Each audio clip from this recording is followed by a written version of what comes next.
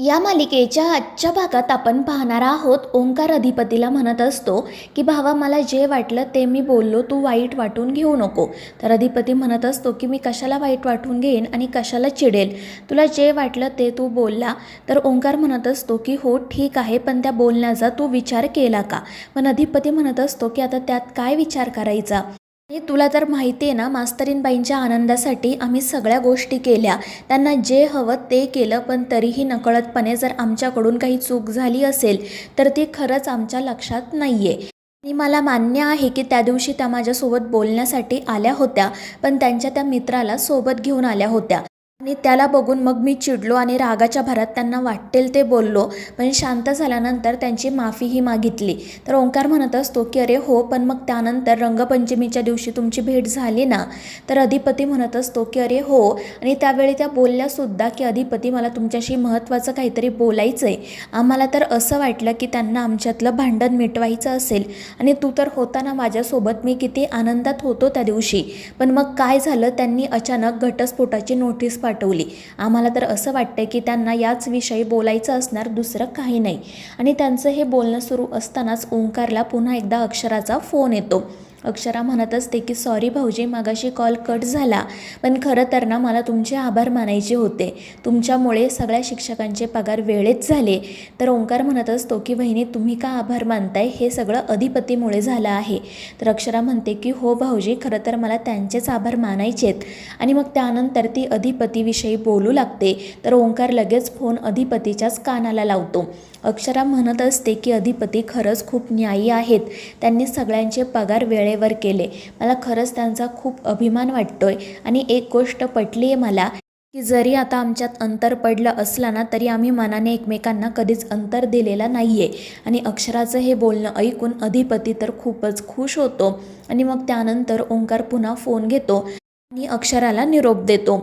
पण अधिपती म्हणत असतो की यांना आम्हाला फोन करायला काय होतंय हेच कळत नाही, तुझ्या फोनवर फोन करून कशासाठी आभार मानतायत.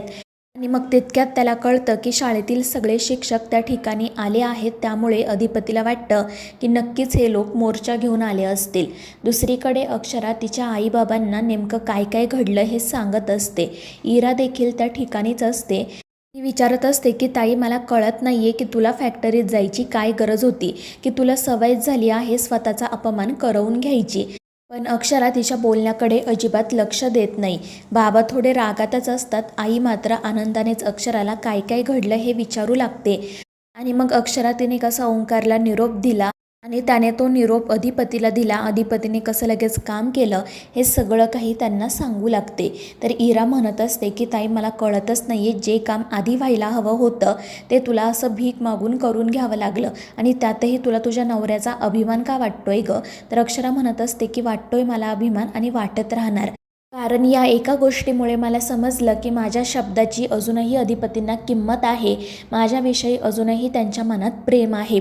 आणि हे ऐकून इरा तर खूपच चिडते, मात्र ती काही बोलू शकत नाही. तर अक्षरा अधिपतीविषयीच तिच्या आईबाबांना सांगत असते. दुसरीकडे सगळे शिक्षक आल्यानंतर अधिपती त्यांना विचारतो की काय झालं, आणि त्यावेळी ते सगळे अधिपतीचे आभार मानत म्हणतात की सर, फक्त तुमच्यामुळे आमचे पगार व्यवस्थित झाले. खरं तर आम्हाला खूप भीती वाटत होती, पगार होत आहेत की नाही याची धाकधूक होती, मात्र तुम्ही आमचे सगळ्यांचे पगार केले, खरंच तुमचे खूप खूप आभार आहेत. तर अधिपती म्हणत असतो की हो, तुम्ही आमचे आभार मानू नका, खरं तर आम्हालाच तुमची माफी मागायची होती. आमच्यामुळे तुम्हाला पगार मिळायला थोडा उशीर झाला, पण पुन्हा असं होणार नाही. आणि मग त्यानंतर फुलपगारे सर अधिपतीला एक पत्र देतात. शाळा बंद करू नका याविषयीचं ते पत्र असतं. ते सगळे शिक्षक अक्षरशः हात जोडून अधिपतीला विनवणी करतात. तर अधिपती म्हणत असतो की तुम्ही प्लीज हात जोडू नका, आम्ही थोरल्या सरकारांसोबत बोलतो, जोपर्यंत आम्ही आहोत तोपर्यंत शाळा बंद होणार नाही. आणि तुम्हाला तर माहिती आहे ना, आमच्या मास्तरीनबाई त्याच शाळेत आहे, शाळा म्हणजे त्यांचा जीव की प्राण आहे, त्या असताना आम्ही कधीतरी शाळा बंद होऊ देऊ का. तुम्ही निश्चिंत राहा. आणि ते ऐकून सगळे शिक्षक खुश होतात आणि पुन्हा एकदा अधिपतीचे आभार मानतात. त्यानंतर अधिपती त्या अकाउंटंटला त्या ठिकाणी बोलावतो आणि त्या सगळ्या शिक्षकांना हे सांगतो की हा अकाउंटंट आहे, जर यापुढे कधी तुम्हाला उशीर झाला ना पगाराला, तर सरळ याला फोन करायचा. आणि त्यावर ते सगळेजण हसतच हो म्हणतात. त्यानंतर मग फुलपागारे सर अधिपतीला सांगतात की मुलांनी तुमच्यासाठी एक भेटवस्तू पाठवली आहे आणि मग ते शाळेची प्रतिकृती त्या ठिकाणी घेऊन येतात.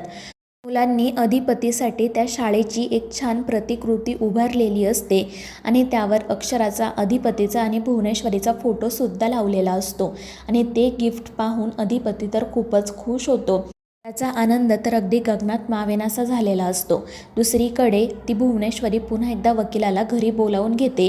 ती विचारत असते की किती दिवस झाले ती नोटीस पाठवून, आता पुढे काय, कधी होणार त्या दोघांचा काडीमोड. तर तो वकील तिला समजावत असतो की मॅडम, या गोष्टींना थोडा वेळ लागतो. पण भुवनेश्वरी म्हणत असते की अजून किती वेळ हवा आहे तुम्हाला?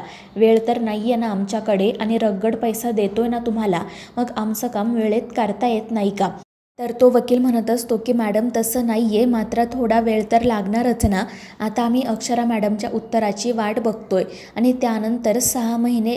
मात्र भुवनेश्वरी काही ऐकूनच घेत नाही. ती म्हणत असते की कशाला 6 महिने आणि कशाला काय, इतका वेळ नाही आहे आमच्याकडे, तोपर्यंत तर त्यांचं पोर जन्माला येईल.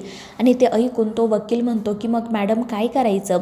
तर भुवनेश्वरी म्हणत असते की तुम्ही ना एकाच मुद्द्यावर ही केस लावून धरा, आणि तो म्हणजे की त्या मास्तरीणबाईंना शिकलेला नवरा हवा होता, अडाणी नवरा नको होता, आणि म्हणूनच त्यांना कधी अधिपती आवडले नाहीत.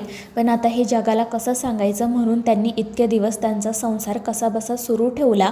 पण मग त्यांच्यात एक भांडण झालं आणि त्या घर सोडून गेल्या, आणि त्यांना घर सोडून जाऊनसुद्धा आता अनेक महिने झाले आहेत. आणि याच मुद्द्यावर तुम्ही लवकरात लवकर घटस्फोट करवून घ्या, कारण आता थांबण्यासाठी आमच्याकडे वेळ नाही आहे. आणि त्यांना जे काही हवं असेल ना घटस्फोटाच्या बदल्यात, ते सगळं आम्ही देऊ. पण आता आम्हाला त्यांना या घरात नांदवायचं नाही आहे, त्यांचं तोंडसुद्धा बघायचं नाही आहे. आणि त्यावर तो वकील म्हणतो की ठीक आहे, जितक्या लवकर प्रोसेस करता येईल तितक्या लवकर मी करतो. त्यानंतर अक्षरा चारुहास सरांना फोन करते आणि त्यांना आनंदाने सांगू लागते की बाबा, अधिपतींनी माझं म्हणणं ऐकलं, सगळ्या शिक्षकांचे वेळेत पगार केले.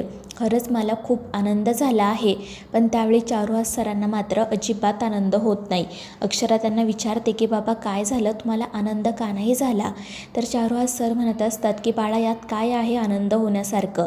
अगं, तू आणि अधिपती नवरा बायको आहात, तुम्ही एकमेकांच्या सोबत असायला हवं. पण त्या भुवनेश्वरीने बघ काय वेळ आणली तुमच्यावर.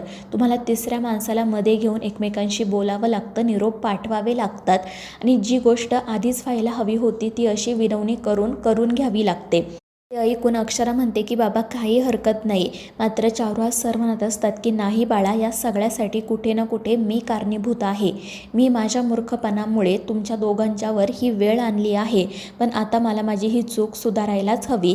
तर अक्षरा विचारू लागते की बाबा, तुम्ही नेमकं काय करणार आहात? तर चारुहास सर म्हणतात की मी ठरवलंय काहीतरी, पण तुला हे लगेच सांगत नाही, आणि ते फोन ठेवून देतात. दुसरीकडे आजी अधिपतीसाठी चहा घेऊन येतात. तर तो आजींना सांगतो की आम्हाला आईसाहेबांसोबत बोलायचं आहे. जर त्या घरी आल्या ना, तर धनाजीला सांग की आईसाहेबांना आमचा निरोप दे. आणि त्यावर आजी म्हणतात की ठीक आहे. आणि मग त्या अधिपतीला पुन्हा एकदा अक्षराला तू लवकरात लवकर घरी घेऊन ये असं म्हणू लागतात. तर अधिपती म्हणत असतो की हो आजी, तू काळजी करू नको, आम्ही लवकरच हे सगळं मिटवायचा प्रयत्न करू. त्यानंतर भुवनेश्वरी घरी येते. धनाजी तिच्यासाठी चहा घेऊन येतो. त्याच्या पाठोपाठ आजीसुद्धा येतात आणि त्या भुवनेश्वरीला अधिपतीचा निरोप सांगतात. त्या धनाजीला म्हणतात की जा, तू जाऊन अधिपतीला बोलावून आण. पण भुवनेश्वरी म्हणते की आत्ता आम्हाला त्यांच्याशी काही बोलायचं नाही आहे. आणि त्या धनाजीला म्हणतात की त्यांना जाऊन सांग की आम्ही उद्या सकाळी त्यांच्याशी बोलतो. तर आजी विचारत असतात की अगं, असं का वागतेस तू, बोल ना त्या पोराशी. मात्र भुवनेश्वरी म्हणत असते की ते काय बोलणार आहेत आम्हाला चांगलंच माहिती आहे. त्यांना म्हणायचं असेल की आईसाहेब, शाळा बंद करू नका आणि आमचा संसार असाच चालू राहू द्या. पण ते तर काही शक्य नाही आहे, कारण आम्हाला या दोन्ही गोष्टी नको आहे.